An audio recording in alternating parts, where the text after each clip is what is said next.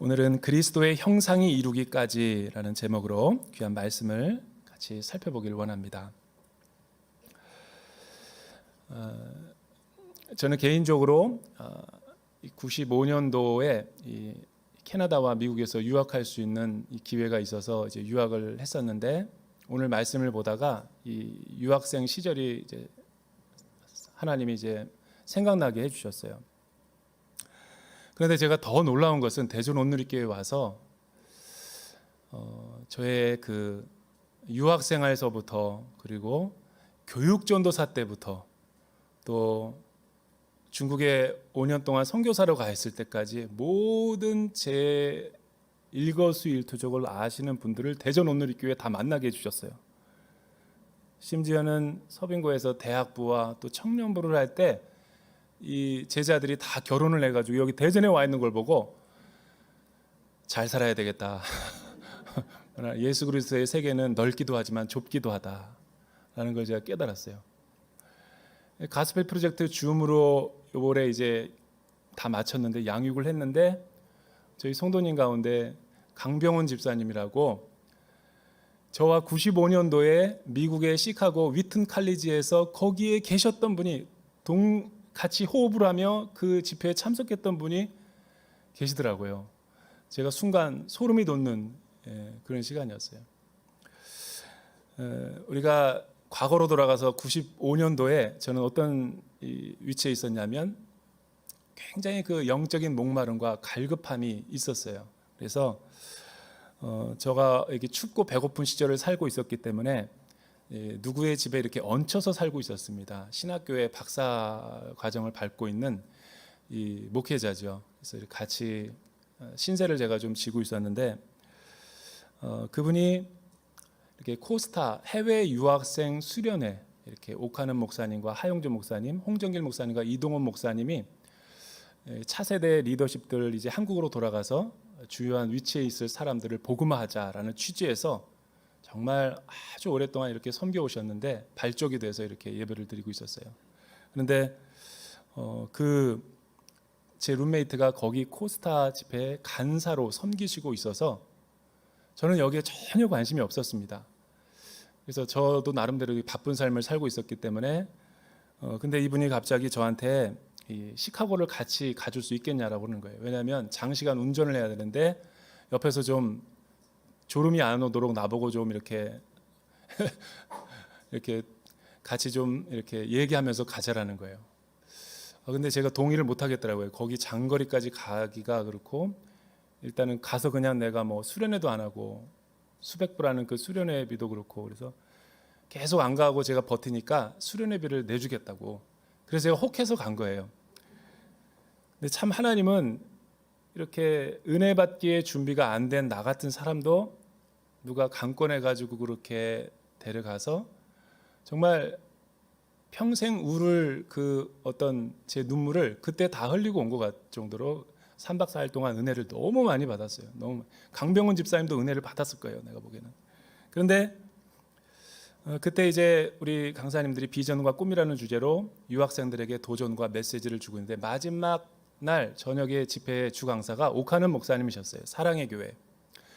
근데 오카는 목사님이 강단에 올라오자마자 그 수천 명이나 되는 많은 유학생들에게 양해의 말씀을 구하고 시작하더라고요. 무슨 양해의 말씀이냐면, 내가 한국에서 이 메시지가 중요하다는 걸 알고 여러분들을 정말 도전하기 위해서 말씀을 잘 준비했다고. 근데 어젯밤에 성령님이 자기를 잠을 못 자게 하시더니 계속 기도를 시키셨다고. 그리고 주신 말씀은 너가 준비한 말씀을 전하지 말아라 라는 거였어요.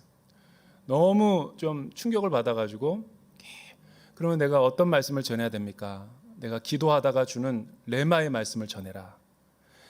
그래서 목사님이 강단에 올라서시면서 오늘 설교는 두서없을 거라고, 즉흥적으로 하는 설교이기 때문에, 그러나 나는 성령님의 순종해야 돼가지고 제 메시지 주제를 바꿨고, 오늘 여러분들이 복음의 능력에 대해서 로마서 1장 16절에서부터 17절까지 말씀을 제가 풀을 때 하나님이 도와줄 줄로 믿는다고 하면서 말씀을 풀어가셨어요. 그런데 그 중요한 이 논지의 예화 가운데 이런 게 나왔어요. 복음은 여러분들의 삶을 어떻게 자유케 하고 해방시키는 것입니까? 예수 믿기 이전의 나의 삶과 예수 믿고 나서의 나의 삶은 어떻게 도대체 변화된 것입니까? 여러분들은 왜 예수님을 오랫동안 믿고 살면서 그렇게 변화되지 않은 모습으로 살아갑니까? 여러분은 왜 이곳에 와서 남들보다 좋은 특권을 누리면서 사회적인 성공을 위해서 이렇게 유학까지 하고 있는 것입니까? 하나님은 여러분들의 박사학위를 축복하지 않습니다. 여러분이 나중에 사업을 해가지고 크게 돈을 벌더라도 물질의 소유가 여러분을 행복하게 만들어주지 못할 것입니다. 여러분은 그 모든 것 이전에 그 하나님을 인격적으로 만나고 우리의 삶이 회심과 중생을 경험해야 됩니다. 그러기 위해서 여러분은 오늘 이 시간 이 저녁에 나와 함께 복음의 메시지를 들어야 돼요. 그러면서 이제 예화를 하나 드는 거예요. 이게 제 얘기가 아닙니다. 지금 옥하는 목사님 설교지. 그런데 저희가 교육전도사로서 성도교회에서 섬기고 있었는데 대학생들과 청년들을 열심히 자기가 복음화하고 양육하고 있었는데 어느 날 어떤 한 자매가 신앙 상담을 하러 왔대요. 근데 그 신앙 상담은 제가 평생 동안 잊을 수 없는 상담이었대요.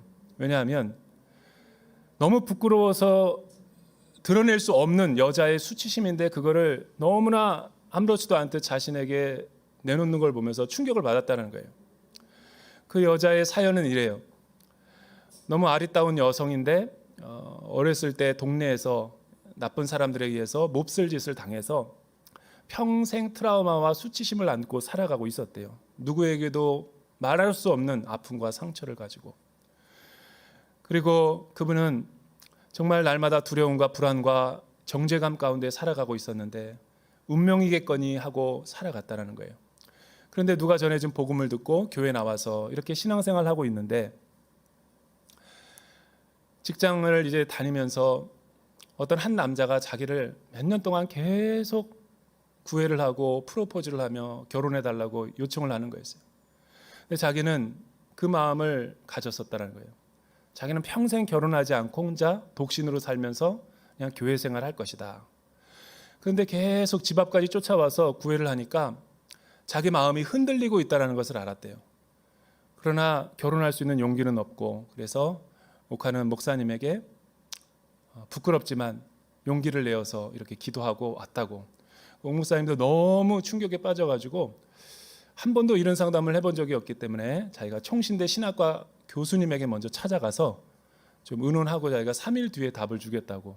그때는 신학교를 다니고 있는 시절이었으니까 그래서 교수님한테 찾아가서 여차여차에 업무조차해서 이런 일을 당해서 내가 왔는데 어떻게 제가 해줬으면 좋겠습니까?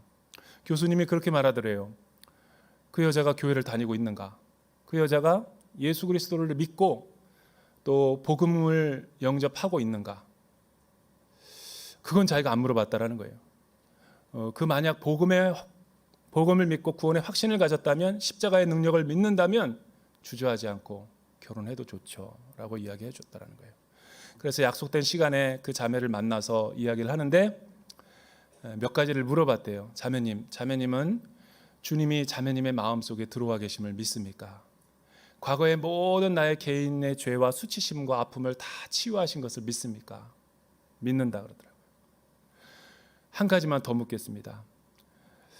하나님이 나의 수치와 죄도 용서해 주시지만 나에게 아픔을 준 가해자도 십자가에서 예수님께서 대속의 은혜를 베푸시기 위해서 돌아가셨다는 것을 믿습니까? 믿는데요. 오 목사님 이렇게 선포하셨어요.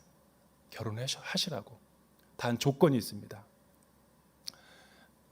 남편에게는 얘기하지 마십시오. 미래의 남편이 될 그 사람에게는 오늘 나에게 고백하고 하나님 앞에 고백한 이 수치와 부끄러움을 절대로 얘기해서는 안 됩니다. 속이라는 게 아니라 거짓말하고 결혼하라는 게 아니라 가정의 화평을 도모하기 위해서입니다. 나에게 고백하고 상담한 것으로 하나님이 받으셨으니까 마음에 편안하게 하시고 자기가 주례를 볼 수 있다고. 여러분 왜 옥하는 목사님께서 이 복음의 능력을 설교하시면서 이 예화를 우리에게 소개해 줬을까요? 왜냐하면 많은 사람들은 예수님을 믿고 구원의 확신을 갖고 교회 안에 유입이 돼서 공동체 생활을 하면서도 우리는 다시 이 복음의 능력과 또 십자가의 그 탁월성이 매일매일 우리의 삶 가운데 어떻게 주장되는지를 경험하지 못하고 구원의 황홀함을 느끼지 못하고 다시 옛날로 돌아가서 죄의 종로로 타고 지배를 받고 또 날마다 죄에 억압된 삶을 살아가고 있는 사람들이 많이 있기 때문에 그래요. 특별히 한국 교회는 유교적인 신분 사회를 되게 강조하다 보니까 이런 것들이 더 다른 나라에서는 없는 이 교회 안에서의 외식과 위선, 사람들 앞에서의 눈치와 또 사람들 앞에서의 보이는 것을 강조하는 교회가 우리 한국 교회가 될 수 있는 거예요.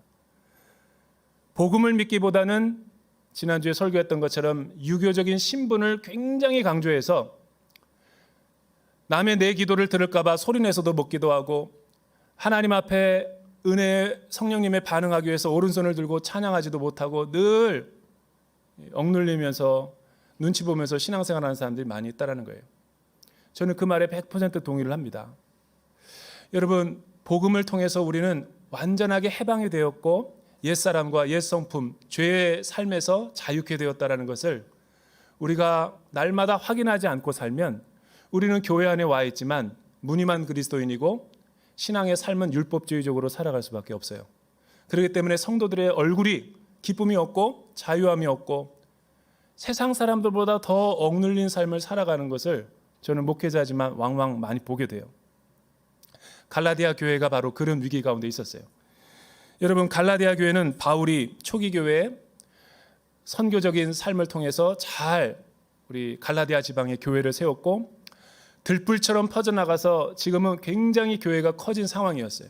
그런데 바울이 타 지역에서 선교를 할 때 들려온 소리를 보니까 바울이 전해준 복음을 듣지 아니하고 거짓 유대주의자들, 거짓 교사들이 예수도 좋고 복음도 좋지만 그 복음의 능력 가지고는 우리가 완전한 구원을 받기에는 불충분하다, 이런 궤변을 내려놓자 거기에 많은 사람들이 마음을 빼앗겨서 흔들리고 그쪽으로 이탈하기 시작한 거예요. 바울은 이 갈라디아서를 통해서 그들의 삶을 돌이키기를 원했고 십자가로 또 복음의 본질을 다시 깨닫기 위해서 계속 지금 독려하고 있는 거죠. 여러분, 어떤 말씀이 우리 가운데 있는지 한번 12절서부터 15절 같이 한번 읽어보도록 하죠. 우리 교회가 복음의 능력을 어떻게 잃어버리지 말아야 되는지 한번 12절서부터 15절 큰 목소리로 읽어보죠. 시작. 형제들이여, 내가 여러분과 같이 됐으니 여러분도 나와 같이 되기를 바랍니다. 여러분은 내게 아무런 해도 끼치지 않았습니다. 여러분이 알다시피 내가 처음에 여러분에게 복음을 전하게 된 것은 육체의 연약함 때문이었습니다. 그리고 내 육체의 연약함이 여러분에게 시험거리가 될 만한 것이었는데도 여러분은 비웃거나 멸시하지 않았고 도리어 나를 하나님의 천사처럼 그리스도의 예수처럼 환영해 주었습니다. 그런데 여러분의 복이 어디 있습니까? 여러분은 만약 할 수만 있다면 여러분의 눈이라도 빼서 내게 주었을 것입니다. 여러분, 왜 바울은 지금 형제들이여, 내 사랑하는 형제들이여 라고 갈라디아 성도들에게 고백하고 있는 것일까요? 어떻게 보면 바울이 정신분열증에 걸린 사람처럼 3장 초두에서는 어리석도다 갈라디아 사람들이여, 격앙된 어조로 또 정죄와 비판의 어조로 갈라디아 성도들을 막 채근했다면, 그러나 또 뒤에는 내 사랑하는 형제들이여 이렇게 말하니까 무엇이 도대체 바울의 진정성이고 본심인지를 갈라디아 사람들이 지금 헷갈릴 거예요. 그거는 이렇게 설명할 수도 있겠죠. 여러분은 사랑하는 부모에게 자녀가 있는데 그 자녀가 자꾸만 부모의 뜻대로 행하지 않을 때 한번 생각해 보세요. 그 어떤 잘못된 행위에 대해서 매를 대고 초달을 하지만 정말 두 번 다시 내 자녀를 보고 싶지 않을 만큼 모든 화를 다 쏟아냈어요. 그 잘못된 행위에 대해서. 그리고 시간이 좀 지났어요. 우리 부모의 마음 가운데 뭐가 올라와요? 배 안 고프나? 얘 지금 어떤 모습에 있지? 궁금하고 자기가 너무 과한 건 아닌가라는 부모가 이렇게 자책감을 갖는 그 부모의 영적인 아비의 심정이 있겠죠. 바울이 지금 그런 모습이에요. 정신 분열이 아니라 자아 분열이 아니라 사랑이 많은 부모의 심정으로 갈라디아 교회 성도들을 지금 설득하고 복음의 변론을 지금 하고 있는 거죠. 화가 나가지고 다 쏟아냈어요. 쏟아내니까 그러나 여기서 끝나면 자기도 율법주의밖에 안 되죠. 진정한 자기가 이렇게 화를 낼 수밖에 없고 감정을 돋굴 수밖에 없었던 중요한 원인과 이유를 이제 본론 차원에서 말해야 된다는 거죠. 그래서 초기에 갈라디아 교회가 시작될 때 하나님 안에서 가졌던 사랑의 관계성을 추억하고 회상해 보기 시작하는 거예요. 신혼 때를 생각해 보는 거죠. 그랬더니 좋은 추억들이 막 떠오르는 거예요.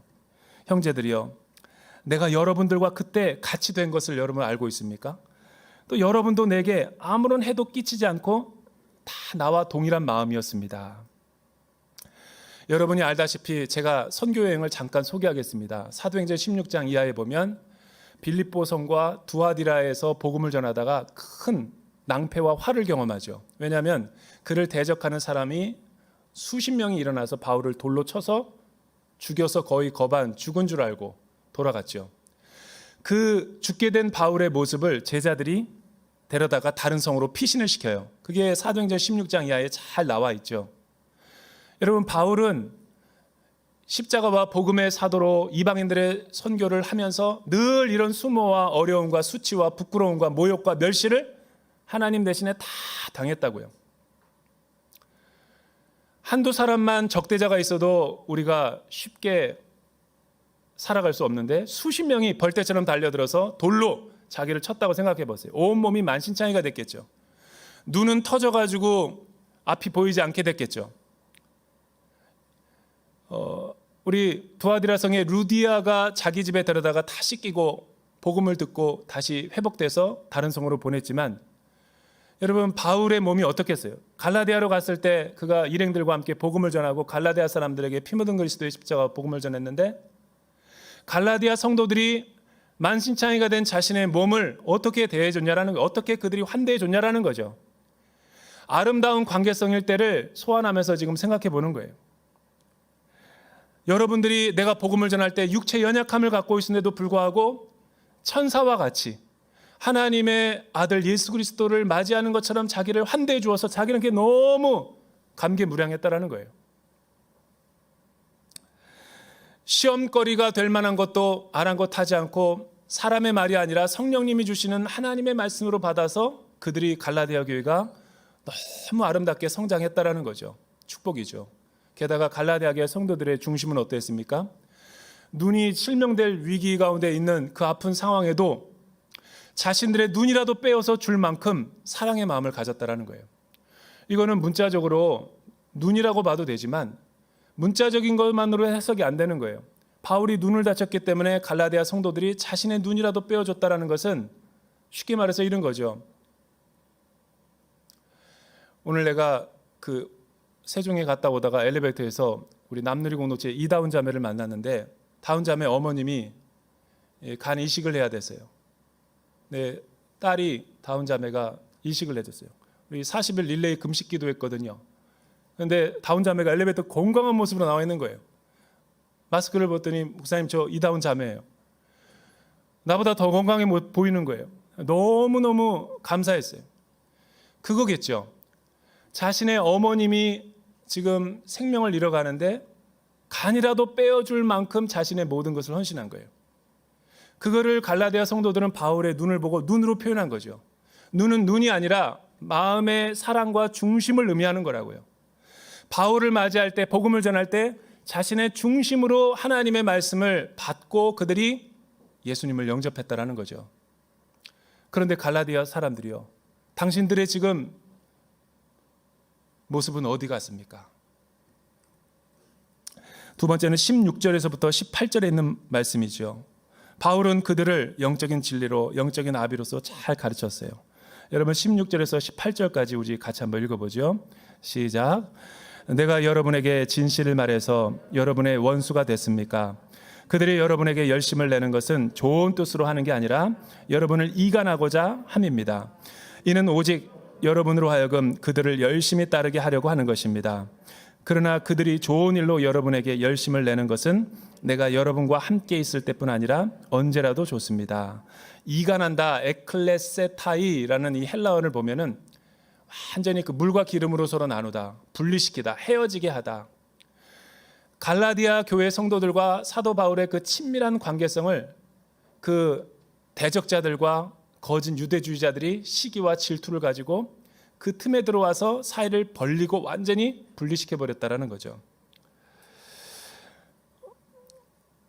여러분, 여기서 말하는 그들이란 바울을 힘들게 하고 갈라디아 교회를 미혹해 하는 그 적대자들의 정체성은 과연 어떤 사람들일까요?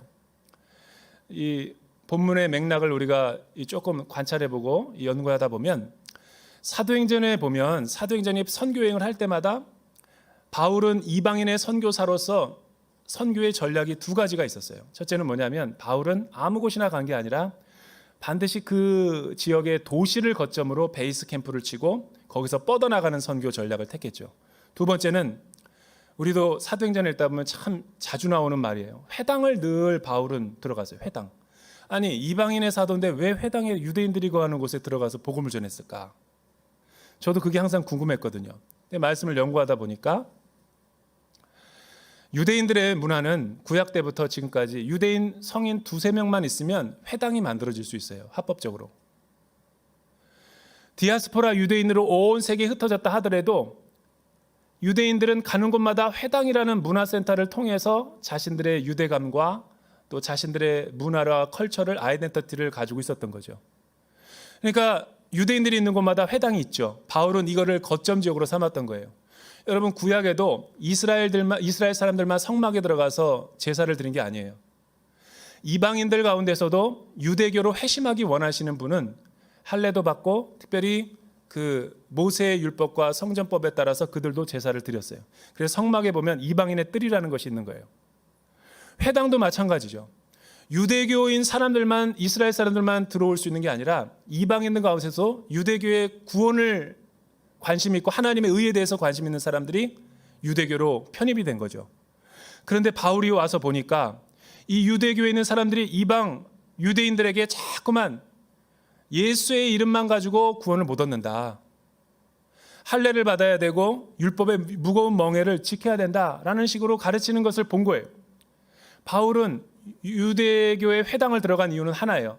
거기에 가면 사람들이 다 모여있기 때문에 늘 만날 수 있기 때문에 그리스도와 십자가의 도를 증거할 수 있는데 용이하기 때문에 도시와 회당을 선점한 거죠. 그런데 왜 바울의 사역을 이 유대주의자들이 대적했을까? 가이사랴 감옥에 있었을 때도 잠복했다가 왜 그를 나올 때 죽이려고 했을까? 로마에 가려고 하는 바울에게도 끝까지 뒤에 추적하면서 바울을 죽이려고 매복하고 있었을까? 그거는 시기와 질투심 때문에 그런 거예요. 자신들의 유대교회로 회심했던 이방인들에게도 바울이 복음을 전함으로 해서 자신들을 이간질시켰다라고 생각하는 것 때문이죠. 그러나 바울은 그 대적자들이 자기에게 와가지고 갈라디아 교회와 자기를 이간질하는 걸 보면서 영적인 아비로서 그들을 다시 한번 권면하고 도전하고 올바른 복음을 제시를 하고 있는 거죠. 여러분, 이 마지막으로 19절서부터 20절 이런 갈라디아 위기에 있는 사람들에게 바울은 어떻게 마지막으로 권면하고 또 십자가를 증거하고 있습니까? 우리 19절 마지막 20절 같이 한번 읽어보죠. 시작. 내 자녀들이여, 여러분 안에 그리스도의 형상이 이루어지기까지 나는 다시 여러분을 해산하는 고통을 겪습니다. 내가 지금 여러분과 함께 있어서 내 음성을 바꾸었으면 좋겠습니다. 이는 여러분에 대해 당혹감을 느끼고 있기 때문입니다. 여러분 안에 있는 그리스도의 형상이 이루어지기까지, 그리스도의 형상은 여기서 무엇을 의미합니까? 왜 바울이 여자도 아니면서 해산하는 고통을 다시 내어서 여러분들에게 가겠다라고 이야기하고 있습니까? 여기서 그리스도의 형상이라는 것은 복음을 믿고 또 십자가를 통해서 예수님이 나의 신분을 변화시켜주고 중생을 통해서 내 마음속에 하나님이 통치하시고 다스리시는 주님으로 오셨다라는 것을 새 창조와 새 생명을 의미하는 거죠. 새로운 피조물이 됐다는 것을 의미하는 거예요. 그런데 이 복음을 떠나서 세상의 미혹과 또 인본주의적인 복음의 사상에 물들은 안타까운 갈라디아 성도를 위해서 처음에 내가 했던 것처럼 다시 아이를 낳는 심정으로 여러분들을 기초부터 다시 시작해서 복음을 내가 전해야 되겠다라고 이야기하는 거예요. 내가 할 수만 있다면 여러분들 갈라디아 교회로 가서 내 말의 어조를 바꾸어서 내 이런 당혹해하는 나의 마음을 내가 지금 해명하고 싶다라는 간절한 마음으로 바울이 갈라디아 성도들에게 이야기하는 거죠. 여러분, 왜 갈라디아 교회가 이런 영적인 침륜에 빠진 자들이 되었죠? 나는 복음을 한 번 들으면 돼. 나는 회심을 한 번 경험했다라고 하면 돼. 라는 이런 자만한 마음 때문이죠.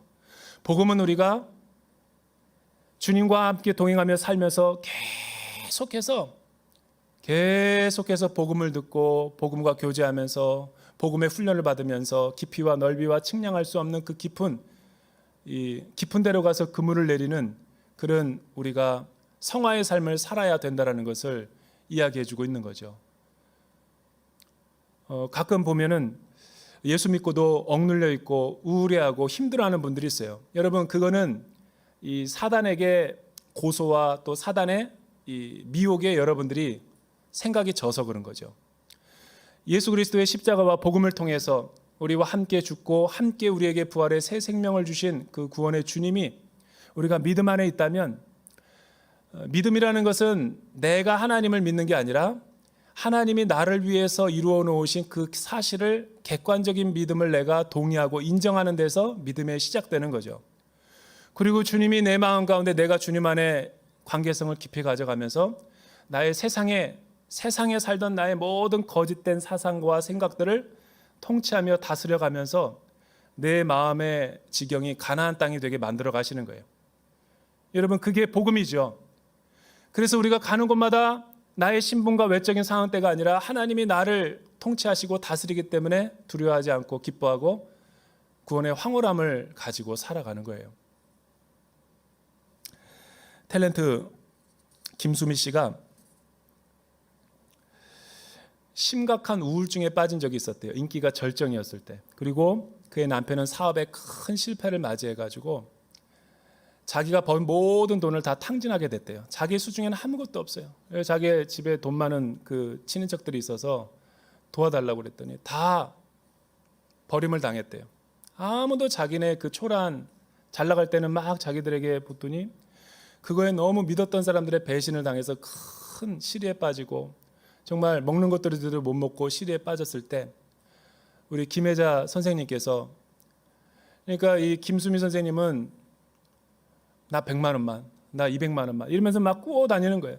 그 모습이 하도 안타까워가지고 인생의 최대 위기를 맞이했을 때 김혜자 선생님이 그랬대요. 얘, 너는 왜 나한테 돈 안 꾸러오니? 내가 참 너를 보니까 화가 나더라. 나는 지금 돈을 되게 많이 벌어서 내 통장에 지금 이렇게 많은, 얼마 있는지 모르지만 엄청 돈이 많이 있거든. 근데 나는 돈이 쓸 데가 없더라. 그분이 이제 아프리카 구호 월드비전에 막 대사도 하고 선한 일을 많이 할 때예요. 회심을 경험하고 우리 지금 온누리교회 서빙고에 다니시는데 그분이 막 너무 그냥 성령님을 뜨겁게 만나고 체험하니까 모든 것이 기쁨이었던 거죠. 행복이었고 기쁨이었고. 그랬더니 너 나 돈 안 갚아도 돼. 다 가져. 혹시라도 돈이 좀 생기면 갚을 마음이 있으면 갚고 나는 잊어버릴 거야 오늘. 그때 김수미 씨가 진정한 그 사랑이라는 게 뭔지를 깨달았대요. 조건 없는 사랑. 나와 아무 관련 없는 사람이 은혜를 경험한 김혜자 선생님을 통해서 사랑이 흘러내리는 걸 보면서 자기가 울먹거리면서 그렇게 얘기했대요. 언니, 내가 언니 아프리카 구한다고 그러더라. 가서 포로로 잡히면 내가 언니 건져낼 거야. 나를 포로에 언니 살려내고 나를 잡아가라고 내가 그럴 거야. 이 사랑 내가 평생 잊지 않을게. 그 사랑의 힘으로 김수미 씨가 오늘 재기에 성공해서 위대한 삶을 살 수 있었던 거죠. 여러분, 복음이 뭐예요? 우리가 성공할 때와 우리가 실패할 때 그 모습이 우리의 복음을 통한 변화된 신분입니까? 그렇지 않죠. 그 외적인 것들을 말하는 게 아니에요. 저와 여러분의 인생의 문제는 높이 올라가고 낮게 처하는 그런 신분의 변화가 아니라 하나님과 나와의 깨어진 올바른 관계성이 십자가를 통해서 우리가 회복되었다라는 이 믿음의 출발과 시작을 통해서 우리의 삶이 개선되어지고 우리의 삶이 기쁨과 자유함을 누리는 거죠. 사랑하는 여러분, 저는 여러분들에게 이런 복음의 기쁨과 자유함이 있기를 주님의 이름으로 축복합니다. 기도하겠습니다. 사랑하는 주님, 감사합니다. 세상은 참된 행복을 추구하기 위해서 도시와 문명을 개간하고 또 문화를 개발해서 또 물질을 소유하고 싶어 하지만 하나님, 이런 나의 노력과 나의 공로가 하나님과의 깨어진 관계성과 죄를 회복시킬 수 없음을 고백합니다. 우리의 인생의 참된 행복은 하나님께로 돌아갈 때만 우리가 행복할 수 있는 줄로 믿습니다. 주님, 십자가를 통해서 이루신 놀라운 이 복음의 능력이 우리 안에 울려 퍼질 수 있도록 날마다 우리를 축복하시고 기름 부어 주시옵소서. 예수님의 이름으로 기도드립니다.